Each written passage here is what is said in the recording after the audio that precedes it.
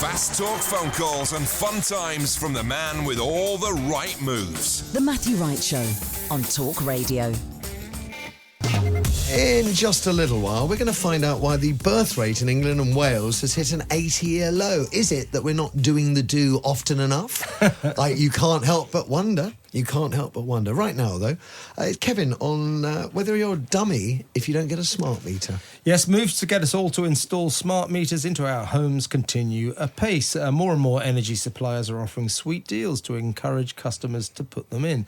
The idea is for consumers to be able to see how much power they're using and to economise accordingly. But critics worry that old people, for example, may find them a source of concern, make them anxious. Are they a source of concern to you, Kevin? Do they make you anxious? That's a very funny joke. Thank you. I'm here all week. Actually, I'm here until 4 o'clock. Yes, you are here all week. That's the problem. They also say they're an invasion of privacy because they're used to spy on how people live their lives, and there are even suggestions that they cause illness, including headaches, insomnia, and fatigue. But worst of all, that's going to be the chemtrail brigade, isn't it? Yeah. But worst of all, arguably, is the charge that smart meters simply don't work very well. Here to cut through the myths and to zone in on the truth is head of research at the auto switch company Switchcraft, Alex Dickson. Hello, Alex. Good afternoon. Afternoon. Okay, so you got the gist of that. Sorry, can we just establish, first of all, do you have a smart meter? I don't have a smart meter. Narina, do you have a smart meter? I do, and I love it. Okay, Alex, do you have... I don't have a smart meter at the moment, no. At the moment. Okay, good. Now we know where we all stand. Okay, so what's the deal then, Alex? Should we get a smart meter? Well, I'll start from the beginning there, Kevin. So smart meters are a replacement for traditional meters, some of which are 60 years old. So that's, it's going back a bit. Mm-hmm. And but, I mean, you look at Kevin, he still works okay.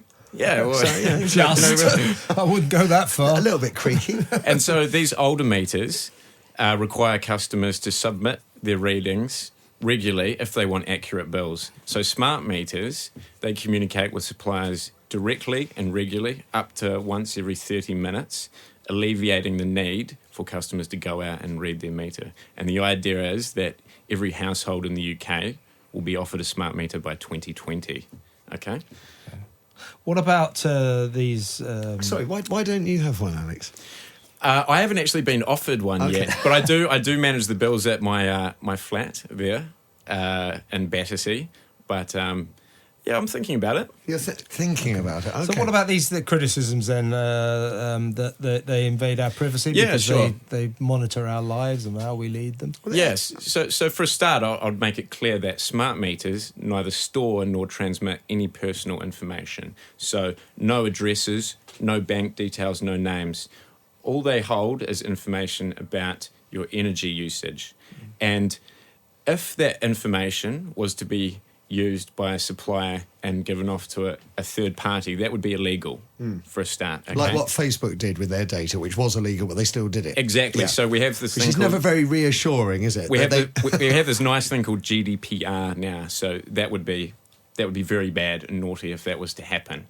So that shouldn't happen. Okay, what about the fact that, or the charge that they emit radio waves that cause illnesses, including headaches, insomnia and fatigue?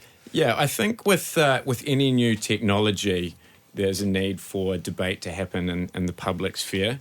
But I think that in terms of radiation, that myth has been... Yeah. And I think the facts show it's less than Wi-Fi. Yeah, I get that. So in terms of those, I don't think there's too much to worry about. Narina, you strike me as a very intelligent woman. Why have you got a smart meter? It was my husband's idea. No, actually, what happened was we resisted it for a long time for not various sort of counterculture arguments. It just felt a little bit invasive. Yeah. But when we moved to somewhere that's a bit off-grid, so we don't get our gas from the mains, we have to get it tanked in. Right. We get our electricity, obviously, where we get electricity, but we're in a more rural area where they tend to give you rough estimates of what your bill should be. And when we moved, our bills were ridiculous. And we knew ridiculously high. And we knew we'd moved to a larger property, but it still didn't merit our bills being 3 times what they had been previously. So they kept saying, we can't give you a smart meter because your Wi-Fi signal isn't very good. Okay. Welcome to 21st century Britain, ladies and gentlemen. Exactly.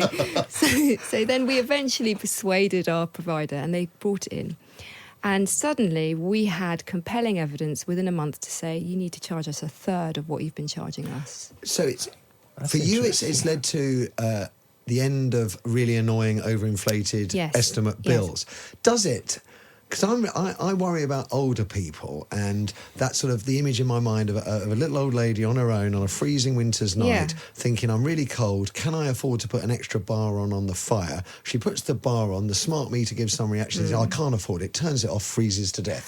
That's there is a worry, because when you put in those massively electricity chewing items, you do watch it jump. I think that is, a fair point. Is that a concern that you share, Alex? I think that demonstrations in education for elderly around the use of smart meters is lacking, and in some cases suppliers have probably been a little bit too forceful for more vulnerable customers who don't know that they are not actually obliged to take one. You do not have to have a smart meter. It is optional. But because there are targets in place for suppliers, they've been a little bit pushy. So it could be a matter of someone just turning up for an appointment that an elderly person is not really sure that what they're supposed to do, and then next minute they have a smart meter. Okay, so I think there's room for improvement around delivery. Do the energy companies accept that with smart meters comes this risk that some of the most sort of vulnerable users are going to potentially deprive themselves of heat or hot water because they're worried they're not going to pay the bills? I mean, I would say the starting point is, rather than going around the country forcing people to have smart meters, is for actually some kind of legislation to be passed to stop energy companies essentially robbing the people of this country blind to pay shareholders in foreign countries. I mean, it just seems to supply our basic energy needs. Stop taking the profits, ease down on the price. The idea of competition was supposed to lower prices has been ridiculous. It's been a wholesale failure, I think, the privatisation of energy. Yeah, well, I think you've opened Pandora's box there, and you might have to get me on the show next week to attack some of those things. We're going to speak to someone in just a minute, actually, who's ringing in on this. Are other nations doing this with smart meters? Yes, so there are the United States, for one. I know France is going through a rollout at the moment, and there's been some backlash there. Yeah, French are rejecting it, aren't they?